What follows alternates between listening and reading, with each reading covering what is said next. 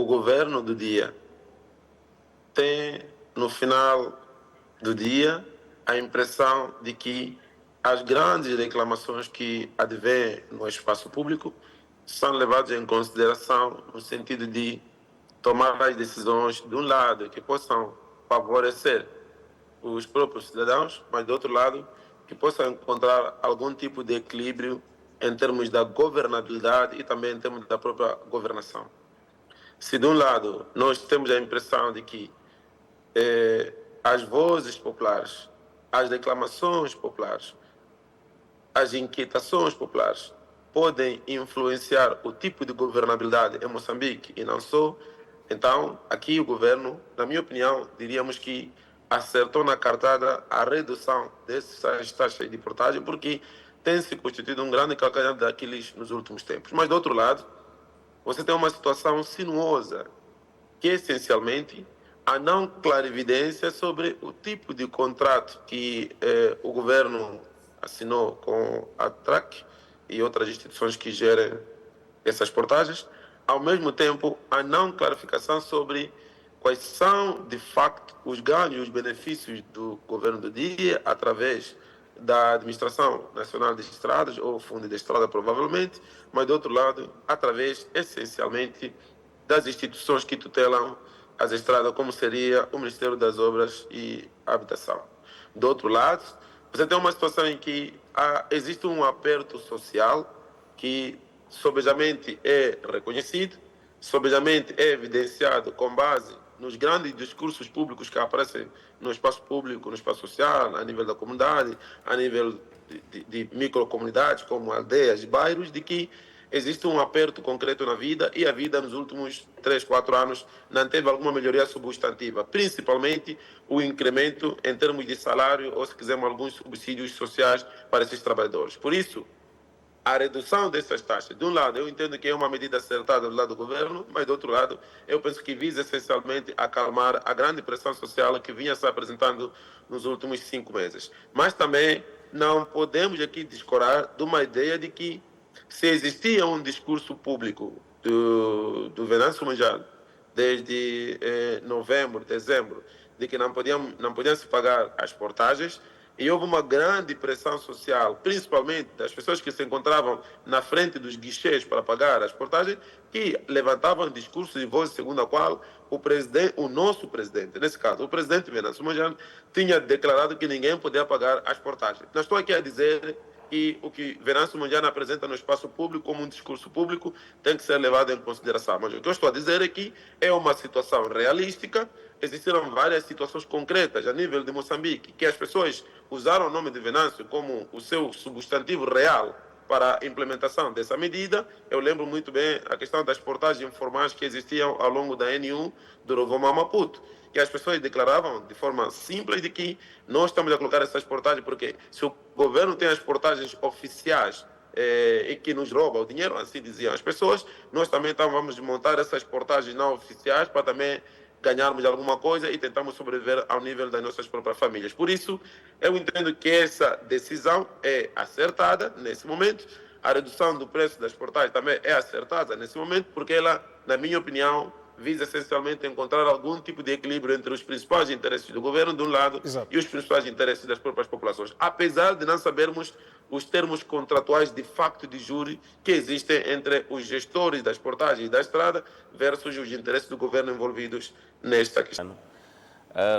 Bom, eu acho que primeiro abre um campo de demonstração de sensibilidade, tal como o meu colega fez referência. O governo mostrou-se sensível a alguma das reivindicações que foram muito enfatizadas no contexto da tensão pós-eleitoral, no sentido de facto, rever ou ajustar o preço ou a tarifa das portagens, principalmente para aquele grupo que está mais ligado à população vulnerável. Estou a falar de transportes públicos, tal como nós vimos. Eles é que tiveram maior nível de redução.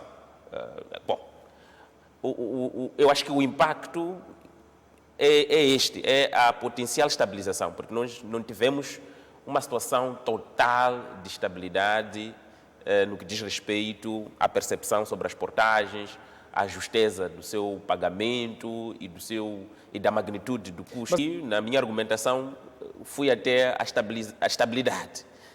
E a estabilidade, às vezes, tem os seus efeitos indiretos na economia. Quer dizer, estamos a dizer que se a população, se as pessoas ou os que reivindicam, porque é importante, talvez, não abrir tanto a abrangência para a população, depois vou explicar porquê, mas se os grupos que reivindicam ou reivindicavam o preço das portagens passarem a ser mais pacíficos na abordagem, pelo menos em relação a este assunto, estamos a dizer que ganhamos.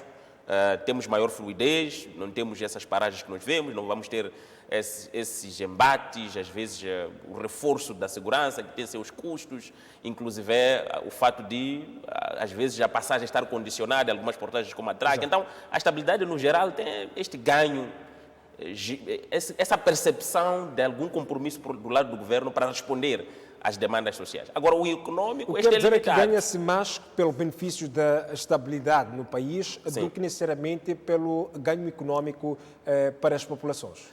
Para o econômico é bastante limitado e é o mesmo ganho que eu me referiria se estivéssemos a falar da redução do preço de combustíveis no geral. Quer dizer, quando falo... Geralmente, essas reduções do preço, mais uma vez, apesar de que para o caso das portagens não foi uma redução cega, mas não tenho como traduzir esta redução de preço das portagens em redução do custo da tarifa para a pessoa que realmente precisa de reduzir, de que os preços dos bens gerais sejam reduzidos, o preço dos bens e serviços sejam reduzidos. Agora, talvez o ganho econômico, que também pode se considerar a médio prazo, o governo pode ter maior poder de barganha com os transportadores se eles reivindicarem aumentar o preço daqui a uns 6 meses ou daqui a 1 ano. Então, o governo facilmente pode ter uma carta na manga, pode trazer na mesa e dizer que não. Recentemente fez-se um esforço de se reduzir em quase metade, para alguns casos, o preço das portagens. Mas nós sabemos que o custo de transporte, o preço da portagem talvez é um dos menores. Os maiores custos estão nos combustíveis, estão na manutenção, incluindo alguns custos que são gerados pela falta de manutenção das vias. Esses provavelmente representam um peso mais significativo do que necessariamente as portagens, até porque, se nós formos a ver, os transportadores semicoletivos de passageiros já pagavam um preço social.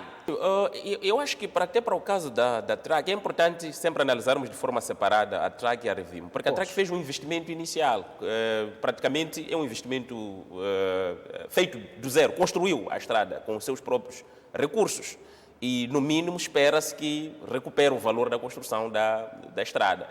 E mais uma vez, o preço que está sendo praticado, pelo menos na portagem de Maputo, pelo menos a meu ver, não representa o grosso da fonte de receitas da TRAC. É por isso que facilmente até pode fazer esses ajustes, incluindo para os transportadores públicos de passageiros, fazer esse ajuste em baixa, porque ganha mais nos outros pontos da estrada e ganha mais com outros tipos de transportes do que necessariamente com os transportes ligeiros. Quase 60% das receitas da TRAC estão relacionados ao uso da estrada pelos transportes mais pesados, muitos deles provenientes da África do Sul. Talvez isso facilite estas mexidas mais sociais para os transportes públicos de passageiros. Mas, de qualquer forma, o limitado impacto econômico geral, ou pelo menos o limitado impacto sobre o custo de vida, é que isso não se espera que se traduza de forma significativa na redução dos preços. Aliás, pega lá só um transporte de passageiros de 15 lugares, vamos supor que geralmente são 15 pessoas que entram no transporte. Veja a redução de 5 meticais. Diz? No nosso contexto entra no muito nosso contexto é muito mais. Mas pega o 5, divide pelo número de passageiros. Talvez se tivermos que traduzir a redução do preço da portagem pelo preço da tarifa para cada passageiro, talvez são uns 2 centavos ou 20 centavos por reduzir por cada passageiro. Isso não vai acontecer, quer dizer, não vamos ter de facto uma redução.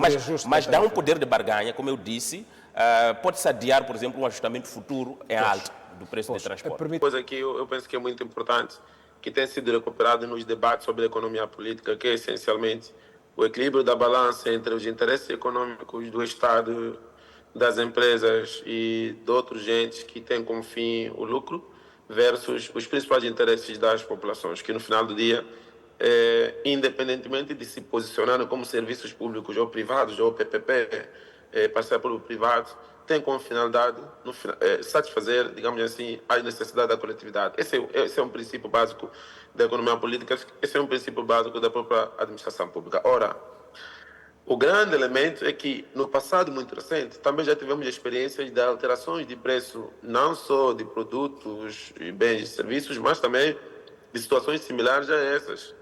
Por exemplo, você tem uma situação em que o preço de combustível, o preço de açúcar, o preço, digamos assim, de arroz, tem alterações flutuantes ao longo, por exemplo, assim, dos 12 meses. Há um 40 meticais que sobe no mês de março, há um 60 meticais que reduz no mês de setembro e há um 100 meticais que volta a subir no mês de dezembro. A aceitar essa perspectiva, eu penso que o Edgar Daniel, nessa linha de argumentação, tem toda a razão. Eu tenho a impressão também de que existe aqui um conjunto de negociações embaixo da mesa que não foram comunicadas de forma efetiva junto às coletividades, mas que num futuro muito próximo nós teremos realmente a arcar com os custos transacionais desta negociação. Não me parece, ao fim do dia, de que o governo está a ceder a essa situação para as populações sem ter digamos assim, nenhuma carta na manga. Ao mesmo tempo, eu tenho a impressão que a consequência transacional que vai nos advir dessa alteração dos preços das portagens, etc., vai ser particularmente a subida dos preços de combustível, que provavelmente aqui está-se a utilizar uma outra abordagem das parcerias público-privadas, que é essencialmente a perspectiva da compensação, ou seja, eu vou te reduzir o preço, por exemplo, da portagem, das passagens intermunicipais ou interdistritais, mas eu terei que aumentar em 10 ou 15 meticais ao preço de combustível num futuro muito próximo. Eu penso que, Mustafa, nós, no contexto moçambicano, temos tido um grande problema que é muito discutido, digamos assim, na política comparada, que é essencialmente o discurso público. Por que não nos comunicam efetivamente o que está em causa? Quais são os elementos de discussão que foram levados à mesa para levar com que o preço de portagem seja reduzido? Se eu estou lembrado, as grandes discussões que foram levantadas de novembro até agora, em maio, era essencialmente não se pagar as portagens, no entendimento de que as grandes negociações que foram feitas, tanto com a Revimo, tanto com a Trax, beneficiavam mais algumas pessoas e até diretamente ligadas ao poder político no contexto moçambicano, também ao poder econômico, podemos chamar aqui na perspectiva de Pareto e Mosca, que é a ideia de elites políticas ou elites econômicas, em detrimento dos interesses reais das próprias populações. Então, enquanto não tivermos informações concretas do que está em jogo, o que de fato foi reduzido, o que foi discutido para chegar a essa conclusão de redução desses preços, nós dificilmente estaremos em melhor posição para apresentar um argumento que possa nos levar a acreditar de que esta redução vai ser de fato em benefício das próprias populações. Eu acho que mais do que a portagem, existem muitas outras questões que no contexto moçambicano têm sido levantadas como elemento de discussão. A questão da energia versus Caurabassa, que é nossa em quase 80%. A questão dos produtos alimentares, como tomate, cebola, da primeira necessidade. A questão do arroz, tomate, a questão do arroz, óleo, a farinha e outros produtos. Que eu penso que as populações do contexto moçambicano já vêm apresentando discursos públicos no sentido de esses produtos estão a um preço muito alto. Mas por que já vão quase 2 anos que não temos uma discussão real do lado do Ministério da Indústria e Comércio, que agora mudou de nome, e por que até não há uma redução substantiva do preço desses produtos? Mas, ao mesmo tempo, você não tem um aumento salarial. Eu penso que há uma relação direta entre a melhoria dos subsídios, a melhoria dos salários, a melhoria dos mecanismos de aquisição da renda versus o aumento ou a redução dos preços de